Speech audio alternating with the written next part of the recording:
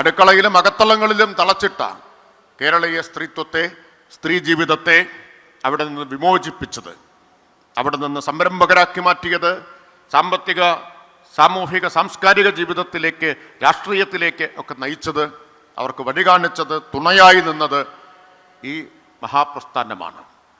കുടുംബശ്രീ എന്ന മഹാപ്രസ്ഥാനമാണ്. നമ്മുടെ നാട്ടിൽ ഏറ്റവും സാധാരണക്കാരായിട്ടുള്ള സ്ത്രീകൾ, പാവപ്പെട്ടവരായ സ്ത്രീകൾ, അവരെല്ലാം ഒരുമിച്ച് കൈകോർത്ത് പിടിച്ചപ്പോൾ ഉണ്ടായ വലിയ ഊർജത്തിൻ്റെ, പെൺകരുത്തിൻ്റെ മഹാപ്രസ്ഥാനത്തിൻ്റെ പേര് ആണ് കുടുംബശ്രീ എന്നത്. കുടുംബശ്രീയെ ദുർബലപ്പെടുത്താൻ, തകർക്കാൻ നടത്തുന്ന ശ്രമങ്ങൾ, ആ ശ്രമങ്ങളൊക്കെ പല നിലയ്ക്ക് ഇപ്പോഴും തുടരുന്നുണ്ട്. പല സ്ത്രീകളും വ്യാജമായിട്ട് കുടുംബശ്രീയുടെ വ്യാജ പതിപ്പുകളായിട്ട് ഇറങ്ങുന്നുണ്ട്. ആ ജാഗ്രതയൊക്കെ നിങ്ങൾ തുടരണം. പക്ഷെ അവർക്കൊന്നും കുടുംബശ്രീയെ ഒന്നും ചെയ്യാനാവില്ല. കാരണം കുടുംബശ്രീ പോലെ ആവാൻ മറ്റാർക്കും കഴിയില്ല എന്നതാണ്. അത് കുടുംബശ്രീക്കേ കഴിയൂ. കുടുംബശ്രീ ഇല്ലായിരുന്നുവെങ്കിൽ നിങ്ങളിൽ നല്ല പങ്ക് ഇവിടെ ഇരിക്കുമായിരുന്നില്ല, പൊതുരംഗത്തിറങ്ങുമായിരുന്നില്ല, നിങ്ങളിൽ പലരും സംരംഭകരായി മാറുമായിരുന്നില്ല, ജനപ്രതിനിധികളാകുമായിരുന്നില്ല. കുടുംബശ്രീ ഒരു വലിയ ട്രെയിനിങ് ഗ്രൗണ്ട് കൂടിയാണ്. കേരളത്തിലെ തദ്ദേശ സ്ഥാപനങ്ങളിൽ 50% സംവരണം ഏർപ്പെടുത്തിയതിനെക്കുറിച്ച് ബഹുമാന്യനായ മാത്യു ടി തോമസ് പറഞ്ഞു. സംവരണം ഏർപ്പെടുത്തിയാൽ ആ 50% സംവരണ സീറ്റുകളിലേക്ക് മത്സരിക്കാൻ കഴിവും പ്രാപ്തിയുമുള്ള സ്ത്രീകൾ ഉണ്ടാവണ്ടേ? ആ സ്ത്രീകളെ മറ്റേത് രാഷ്ട്രീയ പ്രസ്ഥാനത്തേക്കാൾ കൂടുതൽ സൃഷ്ടിച്ച പ്രസ്ഥാനം കുടുംബശ്രീയാണ്. അപ്പോൾ തദ്ദേശ സ്ഥാപനങ്ങളിലേക്കുള്ള നേതൃത്വത്തെ സൃഷ്ടിച്ച, അല്ലെങ്കിൽ ജീവിതത്തിൻ്റെ എല്ലാ തുറകളിലും, രാഷ്ട്രീയ, സാമൂഹിക, സാമ്പത്തിക മേഖലകളിലെല്ലാം നേതൃത്വത്തെ സൃഷ്ടിച്ച, കഴിവും പ്രാപ്തിയുമുള്ള സ്ത്രീകളെ സൃഷ്ടിച്ച പ്രസ്ഥാനമാണ് കുടുംബശ്രീ. അതുകൊണ്ടാണ് കുടുംബശ്രീ ഒരു മഹാത്ഭുതമാണ് എന്ന് പറയുന്നത്. നമ്മൾ അവകാശപ്പെടുന്നതല്ല. ശ്രീ മാത്യു ടി തോമസ് അദ്ദേഹത്തിൻ്റെ അനുഭവം പറഞ്ഞു. കുടുംബശ്രീയെക്കുറിച്ച് പഠിക്കാനൊക്കെ വിദേശത്ത് നിന്ന് വരെ വന്ന പ്രതിനിധി സംഘങ്ങൾ എത്ര അത്ഭുതത്തോടു കൂടിയാണ് ഈ കുടുംബശ്രീയെ മനസ്സിലാക്കിയത് എന്ന്. എൻ്റെ അനുഭവം ഞാൻ പറയാം. 2009 തിരഞ്ഞെടുക്കപ്പെട്ട ആദ്യമായിട്ട് MP ആയി പാർലമെൻറ്റിൽ ചെന്നപ്പോൾ എന്നോട് JNUവിലെ 2 ഗവേഷകർ, എനിക്ക് പരിചയമുള്ളവരാണ്, അപ്പോൾ ഒരു സംഭാഷണത്തിനിടയിൽ കുടുംബശ്രീയെക്കുറിച്ച് കൂടുതൽ അറിയാൻ ഞങ്ങൾക്ക് താല്പര്യമുണ്ട്, വലിയ സംഭവമാണല്ലോ കുടുംബശ്രീ എന്നൊക്കെ പറഞ്ഞപ്പോൾ യഥാർത്ഥത്തിൽ അന്ന് ഞാൻ വല്ലാതെ പരിഭ്രമിച്ചു പോയി. കാരണം എനിക്കന്ന് കുടുംബശ്രീയെക്കുറിച്ച് വലിയ പിടിയില്ല. അപ്പം ഞാൻ തൽക്കാലം രക്ഷപ്പെട്ടു. ഞാനിപ്പോൾ കുറച്ച് തിരക്കാണ്, പിന്നെ നോക്കി നമുക്ക് അടുത്ത ആഴ്ച കാണുമ്പോൾ വിശദമായിട്ട് കുടുംബശ്രീയെക്കുറിച്ച് സംസാരിക്കാമെന്നൊക്കെ പറയാം. കാരണം എനിക്ക് കുടുംബശ്രീ എന്ന് പറഞ്ഞ് കുറേ സ്ത്രീകൾ നടക്കുന്നത് കാണാമെന്നല്ലാതെ അതിനെക്കുറിച്ച് അതിനപ്പുറം ഒന്നും പറയാൻ അന്ന് കഴിയുമായിരുന്നില്ല. അതാണ് ഈ എന്താ പറയുക, ഒരുപക്ഷെ അതിനുള്ള ശിക്ഷയായിട്ടായിരിക്കണം പിന്നീട് കുടുംബശ്രീയുടെ തന്നെ ചുമതലയുള്ള മന്ത്രിയായിട്ട് വന്നത്. ഇപ്പോൾ കുടുംബശ്രീയെക്കുറിച്ച് ഏതുറക്കത്തിൽ വിളിച്ച് ചോദിച്ചാലും പറയാൻ ഞാൻ ബാധ്യസ്ഥനാണ്. പറയാൻ കഴിയുന്ന നിലയിൽ കുടുംബശ്രീയെ മനസ്സിലാക്കുകയും ചെയ്തു. അന്ന് മനസ്സിലാക്കാത്തതിന് കിട്ടിയ ശിക്ഷയാണ്. പക്ഷെ അതിൽ അഭിമാനമാണുള്ളത്. കുടുംബശ്രീയുടെ പ്രവർത്തനത്തിൻ്റെ ഭാഗമാവാൻ കഴിഞ്ഞ 4 കൊല്ലം, ഏതാണ്ട് ഞാനും നിങ്ങളും ഒരേ കാലത്ത് ചുമതലയേറ്റവരാ. 2022 സെപ്റ്റംബറിലാണ് ഞാൻ ഈ വകുപ്പിൻ്റെ ചുമതലയിലേക്ക് വരുന്നത്. നിങ്ങൾ ജനുവരിയിലാണ്, ഫെബ്രുവരിയിൽ. അപ്പം നിങ്ങൾ എന്നെയൊക്കെ കുറച്ച് സീനിയറാണ്. ആ സീനിയർ അങ്ങനെയാണല്ലോ. ആ സീനിയോറിറ്റി വകവെച്ച് തന്നിരിക്കുന്നു. അപ്പോൾ 4 വർഷം കുടുംബശ്രീയുടെ ഭാഗമായി ഈ കുടുംബശ്രീ പ്രവർത്തനങ്ങളെ ആഴത്തിൽ മനസ്സിലാക്കാൻ, അതിൽ പങ്കാളിയാവാൻ, പല നിലയിൽ പങ്കാളിയാവാൻ ഒക്കെ കഴിഞ്ഞത് വലിയൊരു അനുഭവമായും വലിയൊരു അവസരമായിട്ടുമാണ് ഞാൻ വ്യക്തിപരമായി കണക്കാക്കുന്നത്. കാരണം അത്ര വലിയ മഹത്തായ ഒരു പ്രസ്ഥാനമാണ് കുടുംബശ്രീ എന്ന് പറയുന്നത്. അതുകൊണ്ടാണ് ഞാൻ പറഞ്ഞത്, നിങ്ങളിൽ പലരും കുടുംബശ്രീ ഇല്ലായിരുന്നെങ്കിൽ ഇവിടെ ഇരിക്കുമായിരുന്നില്ല എന്ന് പറഞ്ഞതിൽ ഒട്ടും അതിശയോക്തിയില്ല. അടുക്കളയിൽ നിന്ന് അരങ്ങത്തേക്ക് എന്നത് 20-ാം നൂറ്റാണ്ടിൽ കേരളത്തിലെ നവോത്ഥാന പ്രസ്ഥാനം ഉയർത്തിയിട്ടുള്ളൊരു മുദ്രാവാക്യമാണ്. ആ മുദ്രാവാക്യത്തെ പൂർണ്ണമായ അർത്ഥത്തിൽ സാക്ഷാത്കരിക്കാൻ കഴിഞ്ഞത് കുടുംബശ്രീ ഉണ്ടായതിനു ശേഷമാണ്. അടുക്കളയിലും അകത്തളങ്ങളിലും തളച്ചിട്ട കേരളീയ സ്ത്രീത്വത്തെ, സ്ത്രീ ജീവിതത്തെ അവിടെ നിന്ന് വിമോചിപ്പിച്ചത്, അവിടെ നിന്ന് സംരംഭകരാക്കി മാറ്റിയത്, സാമ്പത്തിക, സാമൂഹിക, സാംസ്കാരിക ജീവിതത്തിലേക്ക്, രാഷ്ട്രീയത്തിലേക്ക് ഒക്കെ നയിച്ചത്, അവർക്ക് വഴി കാണിച്ചത്, തുണയായി നിന്നത് ഈ മഹാപ്രസ്ഥാനമാണ്. കുടുംബശ്രീ എന്ന മഹാപ്രസ്ഥാനമാണ്.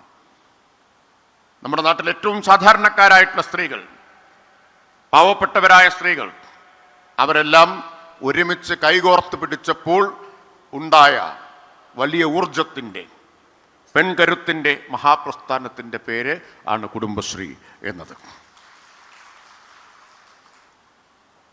നിങ്ങളുടെ മുദ്രാഗീതം ഇവിടെ മനോഹരമായിട്ട് ആലപിച്ചല്ലോ.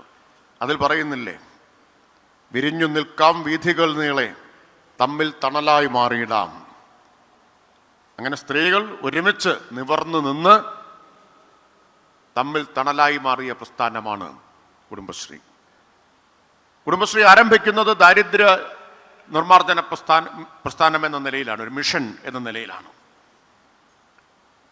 4 നൂറ്റാണ്ട് കൊണ്ട് 27 വർഷം കഴിഞ്ഞു.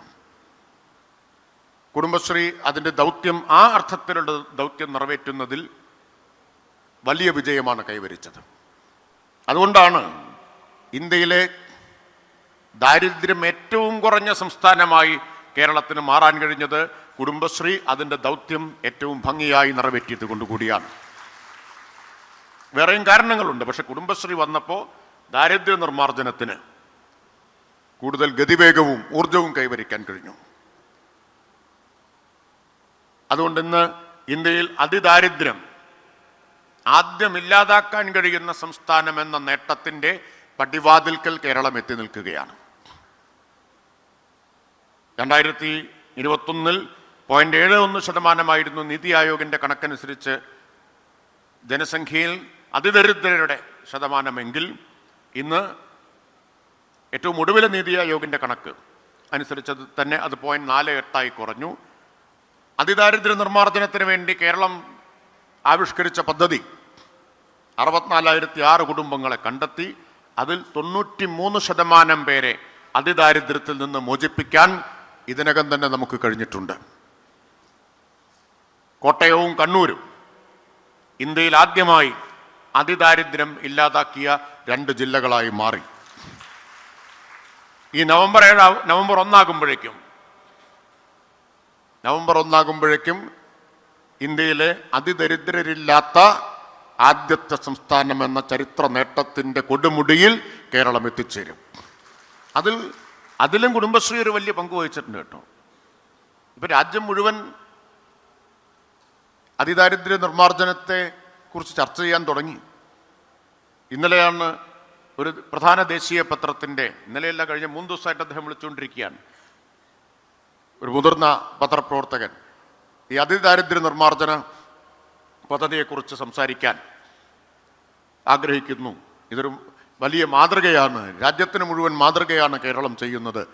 എങ്ങനെയാണ് നിങ്ങൾ ചെയ്യുന്നത് എന്ന് അറിയാൻ 3-4 ദിവസമായിട്ട് അദ്ദേഹം ശ്രമിച്ചുകൊണ്ടിരിക്കുക. ഇന്നലെയാണ് അദ്ദേഹവുമായിട്ട് വിശദമായിട്ട് ടെലിഫോണിൽ ഒരു ഇൻ്റർവ്യൂ കൊടുത്തത്. അതിൽ അദ്ദേഹം എടുത്തു ചോദിച്ചൊരു ചോദ്യം, കുടുംബശ്രീ ഇതിൽ വഹിച്ച പങ്ക് വളരെ പ്രധാനപ്പെട്ടതാണ് എന്ന് കേട്ടിട്ടുണ്ട്, അതൊന്ന് വിശദീകരിക്കാമോ എന്നാണ്. ഒരാഴ്ച മുമ്പാണ് മറ്റൊരു പ്രധാനപ്പെട്ട ധനകാര്യ മാധ്യമം ബിസിനസ് സ്റ്റാൻഡേർഡ് ഡൽഹിയിൽ നിന്ന് 4300-ലധികം പേർക്ക് വരുമാനവും ഉപജീവന മാർഗവും ഉറപ്പാക്കി കൊടുക്കാൻ നമുക്ക് കഴിഞ്ഞിട്ടുണ്ട്. ഏറ്റവും കൂടുതൽ ആളുകൾക്ക് വരുമാനം ഉറപ്പാക്കാൻ കഴിഞ്ഞത് കുടുംബശ്രീയുടെ ഉജ്ജീവനം പദ്ധതി പ്രകാരമാണ്. ഇങ്ങനെ നോക്കിയാൽ കഴിഞ്ഞ 4 നൂറ്റാണ്ട് കാലം കേരളം ഏറ്റെടുത്ത ഏത് മഹാദൗത്യത്തിലും കുടുംബശ്രീയുടെ ആഴത്തിൽ പതിഞ്ഞ, മായ്ച്ചു കളയാൻ കഴിയാത്ത സ്വർണ്ണമുദ്രകൾ നമുക്ക് കാണാൻ പറ്റും. അതാണ് കുടുംബശ്രീയുടെ സംഭാവന എന്നത്. ഇവിടെ ഈ ഒത്തുചേരൽ കേവലം ഒരു ഒത്തുചേരലല്ല. നമ്മൾ പ്രോഗ്രസ് റിപ്പോർട്ട് പ്രസിദ്ധീകരിച്ചു. ഈ 7 ജില്ലകളിലെ ഓരോ CDSലും നടത്തിയിട്ടുള്ള പ്രവർത്തനങ്ങളുടെ പ്രോഗ്രസ് റിപ്പോർട്ട് അഭിമാനത്തോടെ നിങ്ങൾ ഓരോരുത്തരും ഉയർത്തിക്കാണിച്ചുകൊണ്ടാണ് സാധാരണ ഏതൊരു പ്രകാശന ചടങ്ങിൽ നിന്നും വ്യത്യസ്തമായി പ്രോഗ്രസ് റിപ്പോർട്ടിൻ്റെ പ്രകാശന ചടങ്ങ് നടത്തിയത്. ഓരോ CDS നടത്തിയ പ്രവർത്തനങ്ങൾ നമ്മൾ ആവിഷ്കരിക്കുകയുണ്ടായി. കുടുംബശ്രീക്ക് ഇന്ന് 48 ലക്ഷം അംഗങ്ങളുണ്ട്. നമ്മുടെ ലക്ഷ്യം 50 ലക്ഷം കടക്കുക എന്നതാണ്. അതൊരു നാഴികക്കല്ലായിരിക്കും കുടുംബശ്രീയുടെ ചരിത്രത്തിൽ. നിഷ്പ്രയാസം കുടുംബശ്രീക്ക് അത് കൈവരിക്കാൻ കഴിയും, ഒരു സംശയവും ആ കാര്യത്തിലില്ല. 50 ലക്ഷത്തിലേക്ക് എത്താൻ വേണ്ടിയിട്ടുള്ള പ്രവർത്തനങ്ങൾ ഇപ്പോൾ ഊർജ്ജസ്വലമായി നടക്കുകയാണ്. ഈ സംഗമം അതിന് ഊർജം പകരണം എന്നാണ് എനിക്ക് അഭ്യർത്ഥിക്കാനുള്ളത്. 3,17,724 അയൽക്കൂട്ടങ്ങൾ, 19,470 ADSകൾ, 1034 തദ്ദേശ സ്ഥാപനങ്ങളിലായി 1070 CDSകൾ. അതിന് പുറമെ കുടുംബശ്രീക്ക് നവയൗവനം പകരുന്ന 19,472 ഓക്സിലറി ഗ്രൂപ്പുകൾ. ഇതെല്ലാമാണ് കുടുംബശ്രീയുടെ കരുത്ത് എന്ന് പറയുന്നത്. മറ്റെല്ലാ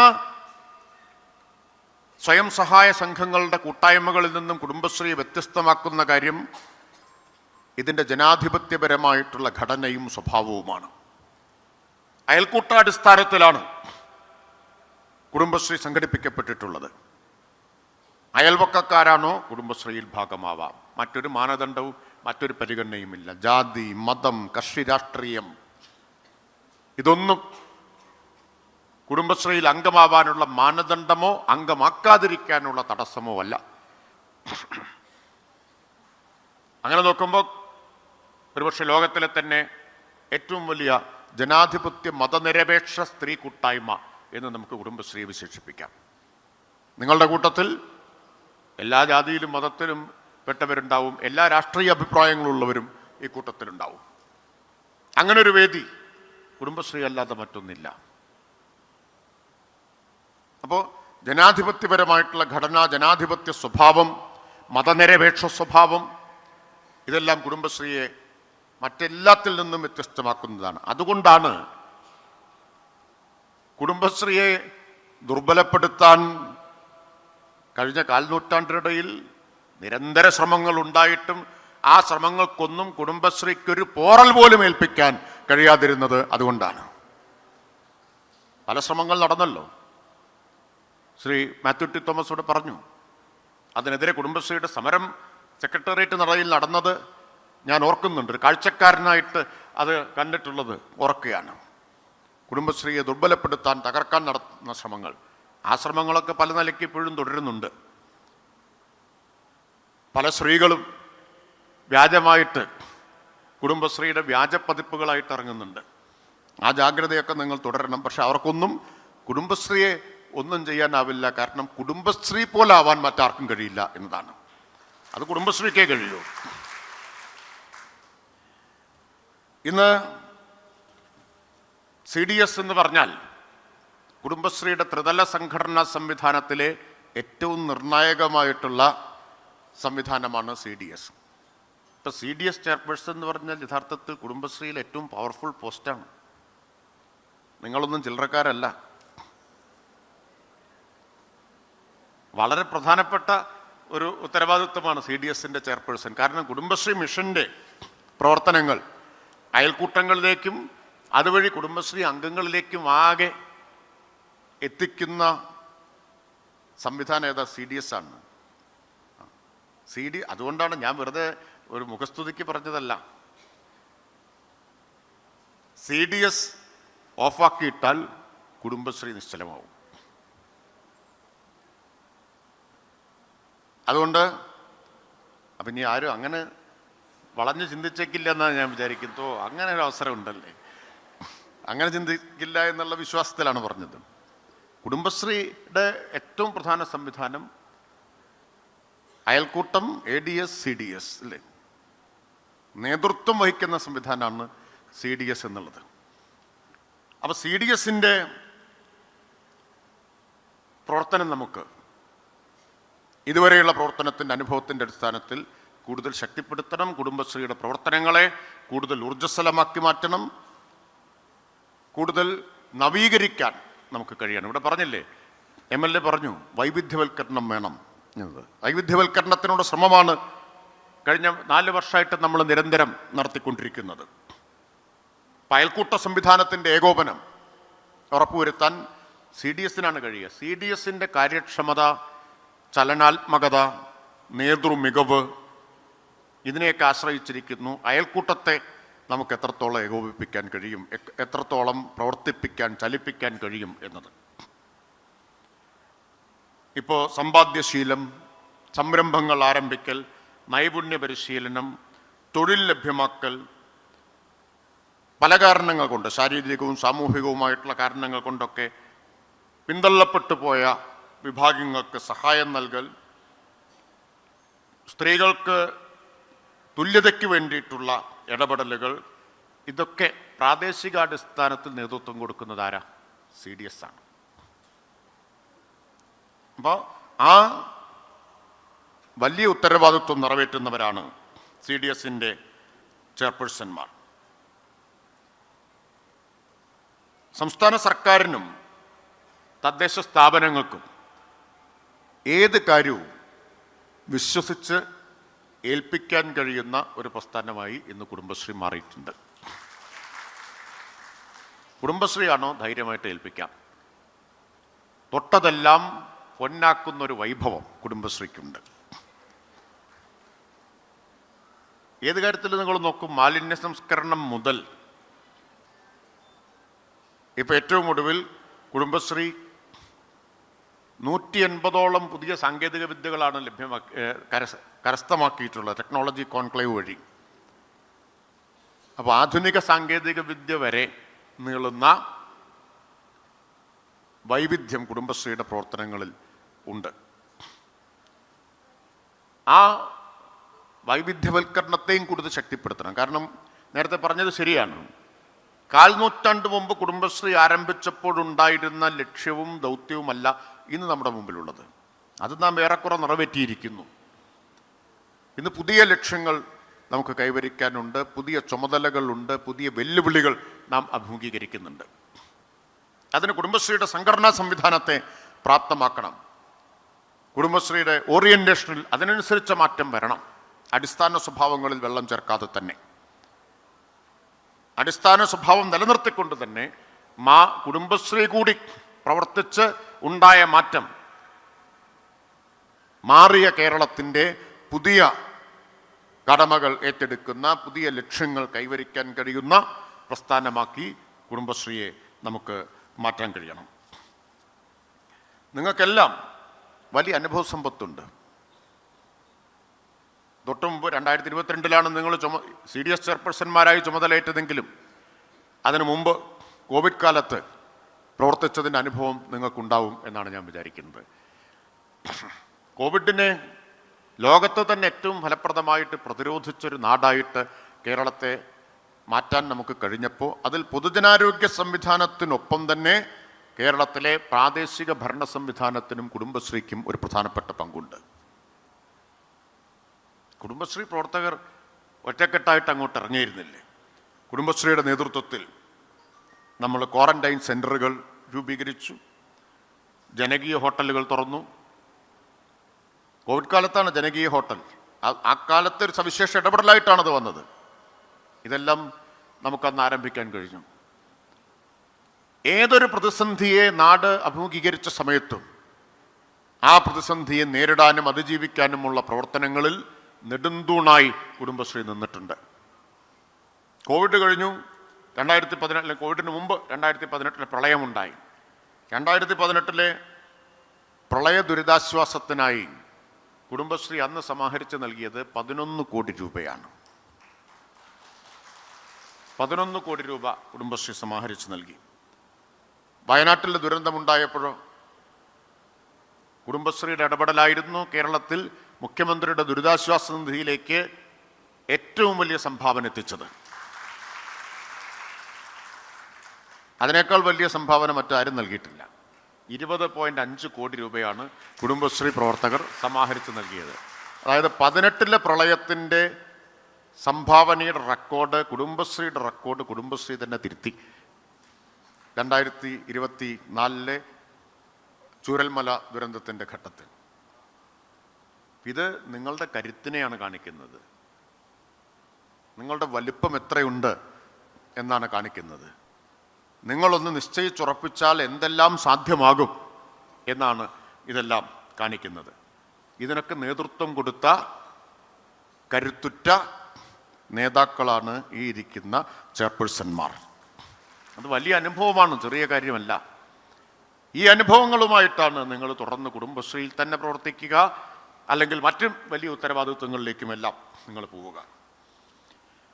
പിന്നെ നമുക്ക് കുടുംബശ്രീയെ നേരത്തെ പറഞ്ഞതുപോലെ നവീകരിക്കണം. ഓക്സിലറി ഗ്രൂപ്പുകൾ നമ്മൾ രൂപീകരിക്കാൻ തീരുമാനിച്ചത് എന്തുകൊണ്ടാണ്? കുടുംബശ്രീയിലേക്ക് പുതിയ തലമുറ കടന്നു വരണം എന്നതുകൊണ്ടുകൂടിയാണ്. പുതിയ തലമുറ, വിദ്യാസമ്പന്നരായിട്ടുള്ള വനിതകളുടെ, യുവതികളുടെ തലമുറ കൂടി കടന്നു വരണം. അത് നേരത്തെ പറഞ്ഞതുപോലെ പുതിയ കാലത്തിനനുസൃതമായിട്ട് കുടുംബശ്രീയെ നവീകരിക്കാനുള്ള ശ്രമത്തിൻ്റെ കൂടി ഭാഗമാണ്. അപ്പോൾ ക്യാമ്പസുകളിൽ ഓക്സിലറി ഗ്രൂപ്പുകൾ ആരംഭിക്കണം. അപ്പോൾ ക്യാമ്പസ് റിക്രൂട്ട്മെൻ്റ് എന്ന് വേണമെങ്കിൽ പറയാം. കുടുംബശ്രീയിലേക്കുള്ള ക്യാമ്പസ് റിക്രൂട്ട്മെൻറ്റ് നമുക്ക് നടത്താൻ കഴിയണം. അയൽക്കൂട്ട തലത്തിലും കോളേജുകളിലും ഓക്സിലറി ഗ്രൂപ്പുകൾ, നേരത്തെ നമ്മൾ നിശ്ചയിച്ചത് വാർഡിൽ 1 എന്നാണ് അല്ലേ? ഇനി അയൽക്കൂട്ടത്തിൽ 1 വരണം, അയൽക്കൂട്ടത്തിൽ 1 വരണം. ചിലർക്കൊരു ആത്മവിശ്വാസക്കുറവുണ്ട്. ആത്മവിശ്വാസമില്ലായ്മ കുടുംബശ്രീക്ക് പറഞ്ഞിട്ടുള്ളതല്ല, ആത്മവിശ്വാസമാണ് കുടുംബശ്രീയുടെ കൈമുതലും കരുത്തും. ചിലരൊക്കെ തലയാട്ടുന്നുണ്ട്, കുറച്ച് പ്രയാസമായിരിക്കും. എളുപ്പമുള്ള കാര്യങ്ങൾ ചെയ്യാനുള്ളവരല്ല കുടുംബശ്രീ അംഗങ്ങൾ. മറ്റ് പലർക്കും പ്രയാസമാണെന്ന് തോന്നുന്ന കാര്യങ്ങൾ നിഷ്പ്രയാസം ചെയ്യുന്നതാണ് കുടുംബശ്രീയുടെ ശീലവും കരുത്തും. അതാണ്. അപ്പം അതുകൊണ്ട് ആത്മവിശ്വാസം ആർജിക്കണം. നമുക്ക് അയൽക്കൂട്ട തലത്തിൽ തന്നെ, അയൽക്കൂട്ട തലത്തിൽ കുടുംബശ്രീയുടെ യൂണിറ്റ് ആവാമെങ്കിൽ പിന്നെ എന്തുകൊണ്ട് ഓക്സിലറി ആയിക്കൂടാ? സാധ്യമാവുന്ന കാര്യമാണ്. അതുപോലെ ഞാൻ നേരത്തെ പറഞ്ഞ പോലെ ക്യാമ്പസുകളിൽ നമുക്ക് ഓക്സിലറി ഗ്രൂപ്പുകൾ രൂപീകരിക്കണം. ഇപ്പോൾ വലിയ പ്രവർത്തനങ്ങളിലേക്ക് നമ്മൾ പോയി. ഇതുവരെ നമ്മൾ സംരംഭകത്വ വികസനം, അതിലാണ് ശ്രദ്ധ കേന്ദ്രീകരിച്ചത്. അത് തുടരുന്നതോടൊപ്പം തന്നെ 50 ലക്ഷം അംഗങ്ങളെയും നമുക്ക് സംരംഭകരാക്കാനോ അല്ലെങ്കിൽ എല്ലാ അയൽക്കൂട്ടാടിസ്ഥാനത്തിലും സംരംഭങ്ങൾ ആരംഭിക്കാനോ കഴിയുക പ്രായോഗികമാവണമെന്നില്ല. എന്താണ് ചായ കൊടുക്കാൻ ആൾ വരാത്തതെന്ന് വിചാരിച്ചിരിക്കുകയായിരുന്നു. ഇത് കഴിഞ്ഞിട്ട് കൊടുക്കാം.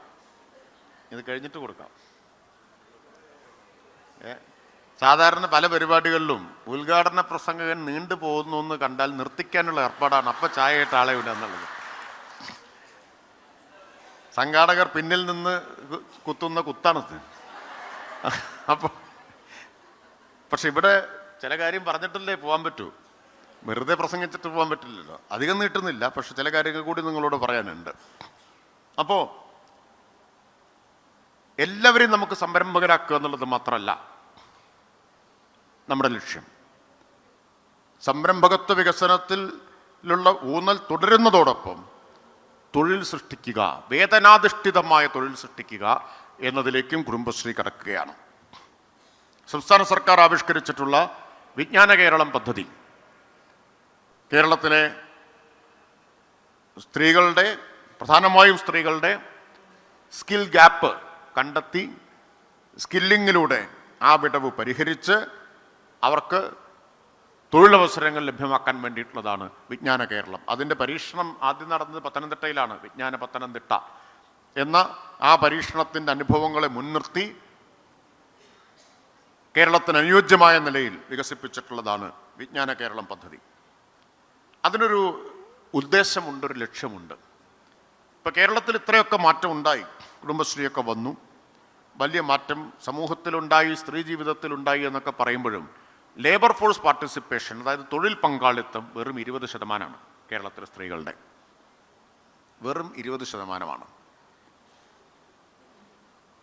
ഗവൺമെൻറ് ലക്ഷ്യം വെക്കുന്നത് അതൊരു 50% ഉയർത്തുക എന്നതാണ്.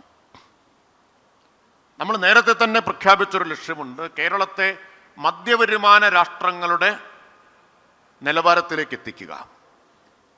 മിഡിൽ ഇൻകം കൺട്രീസ് എന്ന് പറയും. അതിലേക്ക് എത്തിക്കണമെങ്കിൽ നമ്മുടെ സമ്പത്തുൽപാദനം വർദ്ധിപ്പിക്കണം, ആഭ്യന്തര ഉൽപാദനം വർദ്ധിപ്പിക്കണം.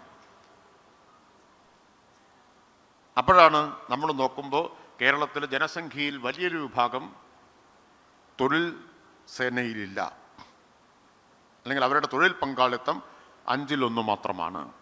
അതൊരു 50% എത്തിച്ചാൽ അത് കേരളത്തിലെ സ്ത്രീ ജീവിതത്തിൻ്റെ വിധിവാക്യം മാത്രമല്ല തിരുത്തിക്കുറിക്കുക, കേരളത്തിൻ്റെ സമ്പദ്ഘടനയെ അടിമുടി മാറ്റിമറിക്കും. വിധിവാക്യങ്ങൾ തിരുത്താം എന്നാണല്ലോ കുടുംബശ്രീയുടെ മുദ്രാവാക്യത്തിലെ ഒരു വരി. 20% നിന്ന് തൊഴിൽ പങ്കാളിത്തം 50% കേരളത്തിലെ സ്ത്രീ ജീവിതത്തിൻ്റെ വിധിവാക്യങ്ങളെല്ലാം, തലയിലെഴുത്തെല്ലാം തിരുത്തി കുറിക്കാൻ പറ്റും. കേരളത്തിൻ്റെ സമ്പദ്ഘടനയുടെ തലയിലെഴുത്തും നമുക്ക് തിരുത്താൻ പറ്റും. കാരണം അത്രയും വരുമാനം GDP-യിലേക്ക് കൂട്ടിച്ചേർക്കപ്പെടും, അത്രയും വരുമാനം സ്ത്രീകൾക്ക് വരും, അത്രയും വരുമാനം കുടുംബങ്ങളിലേക്ക് വരും. അത് കേരളത്തിൻ്റെ സമ്പദ്ഘടനയെ മാറ്റിത്തീർക്കും. ആ ലക്ഷ്യം വെച്ചുകൊണ്ടാണ് വേതനാധിഷ്ഠിത തൊഴിൽ എന്ന ആശയം മുൻനിർത്തി വിജ്ഞാന കേരളം പദ്ധതി ആവിഷ്കരിച്ചിട്ടുള്ളത്. അതിൽ ഈ ഘടകം, വേതനാധിഷ്ഠിത തൊഴിൽ കണ്ടെത്തുക, അതിലേക്ക് ആവശ്യമായ നിലയിൽ സ്ത്രീകളെ സ്കിൽ ചെയ്യുക എന്ന ഉത്തരവാദിത്വം കുടുംബശ്രീയാണ് ഏറ്റെടുത്തിട്ടുള്ളത്, കുടുംബശ്രീയാണ് നിർവഹിക്കാൻ പോകുന്നത്. കുടുംബശ്രീയുടെ തന്നെ മുഖച്ഛായ മാറ്റുന്ന ഒരു പദ്ധതിയായിട്ടത് മാറും. അതായത് വിജ്ഞാന കേരളത്തിൻ്റെ വിജയം കുടുംബശ്രീയെ ആശ്രയിച്ചാണ് ഇരിക്കുന്നത്. കുടുംബശ്രീയുടെ ഈ പെൺകരുത്തിനെ ആശ്രയിച്ചാണ് വിജ്ഞാന കേരളം പദ്ധതിയുടെ വിജയം. കേരളത്തിൻ്റെ തന്നെ ഭാവിയുടെ ദിശ അതിനെ ആശ്രയിച്ചാണ് ഇരിക്കുന്നത്. അപ്പം അതിനുവേണ്ടി നമ്മളിപ്പോൾ നൈപുണ്യ പരിശീലനം നടത്താൻ തീരുമാനിച്ചിട്ടുണ്ട്. ഓണത്തിന് മുമ്പ് 1,00,000 പേർക്ക് തൊഴിൽ കേരളത്തിൽ കണ്ടെത്താൻ കഴിയണമെന്നാണ് നിശ്ചയിച്ചിട്ടുള്ളത്. കുടുംബശ്രീക്ക് തന്നെ തൊഴിൽ മേളയൊക്കെ നടത്തിയതിൻ്റെ അനുഭവമുണ്ട്. DDUGKയുടെ ഭാഗമായിട്ട് തൊഴിൽ മേള ആയിരക്കണക്കിന് ആളുകൾക്ക് തൊഴിൽ നൽകിയിട്ടുള്ള അനുഭവം കുടുംബശ്രീക്കുണ്ട്. അതുകൊണ്ടാണ് കുടുംബശ്രീ ഈ ഉത്തരവാദിത്വം നിർവഹിക്കണമെന്ന് കണ്ടത്. ഞാൻ നേരത്തെ പറഞ്ഞല്ലോ, വിശ്വസിച്ച് ഏൽപ്പിക്കാവുന്ന ഒരു പ്രസ്ഥാനമാണ് കുടുംബശ്രീ എന്നതുകൊണ്ടാണ്. അടുത്തൊരു വർഷത്തിനുള്ളിൽ 3,00,000 തൊഴിലവസരങ്ങൾ ഉണ്ടാക്കുക എന്നാണ് കാണുന്നത്. തൊഴിൽ ദാതാക്കളുമായി, സംരംഭകരുമായി അവരുടെ യോഗങ്ങൾ ഇതിനു വേണ്ടി ജില്ലാടിസ്ഥാനത്തിൽ വിളിച്ചു ചേർക്കുന്നുണ്ട്. തദ്ദേശ സ്ഥാപനാടിസ്ഥാനത്തിൽ നമുക്ക് വിളിക്കേണ്ടി വരും. ഒപ്പം തൊഴിലെടുക്കാൻ തയ്യാറുള്ള തൊഴിലന്വേഷകരെ കുടുംബശ്രീ വിചാരിച്ചാൽ നിഷ്പ്രയാസം മൊബിലൈസ് ചെയ്യാൻ കഴിയും. സ്കില്ലിങ്ങിന് സംസ്ഥാന സർക്കാരിൻ്റെ കൂടി പിന്തുണയും സഹായവും ഉണ്ടാവും. തൊഴിൽ മേളകൾ നമ്മൾ പ്രാദേശികാടിസ്ഥാനത്തിലും ജില്ലാടിസ്ഥാനത്തിലും സംഘടിപ്പിക്കണം എന്നാണ് കണ്ടിട്ടുള്ളത്. ഓണത്തിന് മുമ്പ് 1,00,000 പേർക്കും അടുത്ത മാർച്ച് മാസത്തിന് മുമ്പായി 3,00,000 പേർക്കും തൊഴിൽ, സ്ത്രീകൾക്ക് പ്രധാനമായിട്ടും. ഞാനതിൻ്റെ ധാരാളം അനുഭവങ്ങളും ഉദാഹരണങ്ങളും ഒക്കെ ഉണ്ട്. അതിവിടെ പങ്കുവയ്ക്കാൻ സമയമില്ലാത്തതുകൊണ്ട് അതിലേക്ക് കടക്കുന്നില്ല. ചിലർക്കെങ്കിലും തോന്നുന്നുണ്ടാവും ഇതൊക്കെ സാധ്യമാണോ എന്ന്. ഒട്ടും സംശയം അക്കാര്യത്തിൽ വേണ്ട എന്നതാണ് ഇതുവരെ ഇതുമായിട്ട് മുന്നോട്ട് പോയ ജില്ലകളിലെ അനുഭവം. കണ്ണൂർ, തൃശ്ശൂർ തുടങ്ങിയിട്ടുള്ള ജില്ലകളിലെല്ലാം ഉള്ള അനുഭവം അതാണ്. നമുക്ക് ധാരാളം തൊഴിലവസരങ്ങളുണ്ട് എന്നതാണ്. പക്ഷെ ആ തൊഴിലവസരം ഉപയോഗിക്കാൻ പറ്റുന്ന തരത്തിൽ സ്ത്രീകളുടെ സ്കിൽ ഗ്യാപ്പ് നമുക്ക് പരിഹരിക്കാൻ പറ്റണം. പിന്നെ കുടുംബശ്രീ ഓണത്തിന് ഒരു വലിയ ഇടപെടൽ നടത്താൻ പോവുകയാണ്. നിങ്ങളെല്ലാം ഇപ്പോൾ അത് ആരംഭിച്ചു കഴിഞ്ഞിട്ടുണ്ടാവും എന്നാണ് ഞാൻ വിചാരിക്കുന്നത്. ഇത്തവണ മലയാളികൾ മുഴുവൻ പറയാൻ പോകുന്നത്, കുടുംബശ്രീയോട് പറയാൻ പോകുന്നത്, നിങ്ങളില്ലാതെ എന്ത് ഓണം എന്നാണ്. നിങ്ങളില്ലാതെ എന്ത് ആഘോഷം എന്ന് കേട്ടിട്ടില്ല, അതുപോലെയാണ്. നിങ്ങളില്ലാതെ എന്ത് ഓണം എന്നാണ്. കുടുംബശ്രീയോടൊപ്പമാണ് ഈ പ്രാവശ്യത്തെ ഓണം. കുടുംബശ്രീ ഓണവിപണി ലക്ഷ്യമിട്ട് 2 ഗിഫ്റ്റ് ഹാമ്പറുകൾ പുറത്തിറക്കാൻ തീരുമാനിച്ച കാര്യം നിങ്ങൾക്ക് എല്ലാവർക്കും അറിയാം. കുടുംബശ്രീയുടെ ഓൺലൈൻ പോർട്ടലായിട്ടുള്ള പോക്കറ്റ് മാർട്ടിലൂടെ 8 ഉൽപ്പന്നങ്ങൾ അടങ്ങിയിട്ടുള്ള കിറ്റ് ഇപ്പോൾ ലഭ്യമാക്കുകയാണ്. അതോടൊപ്പം ഏതൊക്കെ ഉൽപ്പന്നങ്ങളെന്നൊന്നും ഞാൻ വിശദീകരിക്കേണ്ട കാര്യമില്ലല്ലോ, ഇവർക്ക് അറിയായിരിക്കും. അതോടൊപ്പം ഓണത്തിനാവശ്യമായിട്ടുള്ള എല്ലാം ഓൺലൈനായിട്ട് പോക്കറ്റ് മാർട്ടിലൂടെ കുടുംബശ്രീ ലഭ്യമാക്കണമെന്നാണ് കണ്ടിട്ടുള്ളത്. അത് വലിയ ഒരു വിപണി കുടുംബശ്രീ സംരംഭകർക്കാകെ തുറന്നു കൊടുക്കുകയാണ്. നമ്മൾ സാധാരണ മേള നടത്താറുണ്ട്. മേളയുടെ വിപണി കുറച്ച് പരിമിതമാണ്. ഇത് പരിധിയില്ലാത്ത വിപണിയാണ് തുറന്നു കിട്ടുന്നത്. വിദേശത്തേക്ക് ഉൾപ്പെടെ ഉള്ള വിപണി നമുക്ക് തുറന്നു കിട്ടും. കുടുംബശ്രീക്കാണെങ്കിൽ വിശ്വാസ്യതയുണ്ട്, കുടുംബശ്രീക്കൊരു ബ്രാൻഡ് മൂല്യമുണ്ട്. അതിനെയാണ് നമ്മൾ ഉപയോഗിക്കണം എന്ന് കണ്ടിട്ടുള്ളത്. പിന്നെ കുടുംബശ്രീയുടെ കൈപുണ്യം വളരെ പ്രസിദ്ധവുമാണ്. ഭക്ഷണത്തിൻ്റെ കാര്യത്തിൽ കുടുംബശ്രീയുടെ കൈപുണ്യത്തെക്കുറിച്ച് ആർക്കും തർക്കമില്ല. അതിനെ നമ്മൾ എന്താക്കി മാറ്റുന്നു? അതിനെ വിപണി സാധ്യതയാക്കിയിട്ടതിനെ മാറ്റുന്നു. അപ്പം അതിനുള്ളൊരു വലിയ ഇടപെടലാണ് നടത്താൻ പോകുന്നത്. ഓൺലൈൻ അല്ലാതെയും ഇത് ലഭ്യമാക്കണം നമ്മൾ കണ്ടിട്ടുണ്ട്. ഓർഡർ നൽകുന്നവർക്ക് വാട്സാപ്പ് മുഖേനയോ മറ്റോ സംവിധാനം ഇവിടെ ഉണ്ടാക്കും. ഓർഡർ ശേഖരിക്കാം, ആ ഓർഡർ അനുസരിച്ച് കിറ്റുകൾ ലഭ്യമാക്കാം. ഇപ്പോൾ വൻ വിപണി നമുക്ക് തുറന്നു കിട്ടുകയാണ്. അതിനാവശ്യമായിട്ടുള്ള പച്ചക്കറി മുഴുവൻ കുടുംബശ്രീ തന്നെ ഉണ്ടാക്കണം എന്നാണ് തീരുമാനിച്ചത്. 25,000 ഏക്കറിലല്ലേ? 25,000 ഏക്കറിൽ കുടുംബശ്രീ പച്ചക്കറി കൃഷി ആരംഭിച്ചു കഴിഞ്ഞു. ഓണം വിപണന മേള നമ്മൾ ഇത്തവണ തൃശ്ശൂരിലാണ് നടത്തുന്നത്. ആഗസ്റ്റ് 28 മുതൽ സെപ്റ്റംബർ 4 വരെ എല്ലാ ജില്ലാ തലത്തിലും CDS തലത്തിലും വിപുലമായ മേളകൾ നമുക്ക് സംഘടിപ്പിക്കാൻ കഴിയണം. എനിക്ക് നിങ്ങളോട് പറയാനുള്ളത്, ചുമതല ഒഴിയുന്നതിന് മുമ്പ്, അധികാരം ഒഴിയുന്നതിന് മുമ്പുള്ള നിങ്ങളുടെ ഏറ്റവും പ്രധാനപ്പെട്ട ഇവൻ്റാണ്. ഒഴിയുന്നതിന് മുമ്പുള്ള ഓണമാണ്. ആ ഓണം കെങ്കേമമാക്കേണ്ട ഉത്തരവാദിത്വം നിങ്ങൾക്ക് ഓരോരുത്തർക്കുമാണുള്ളത്. ഇതുപോലൊരു ഓണം മേള നടത്തുക എന്നത് നിങ്ങൾക്ക് ശേഷം വരുന്നവർക്ക് എളുപ്പമാവാൻ പാടില്ല.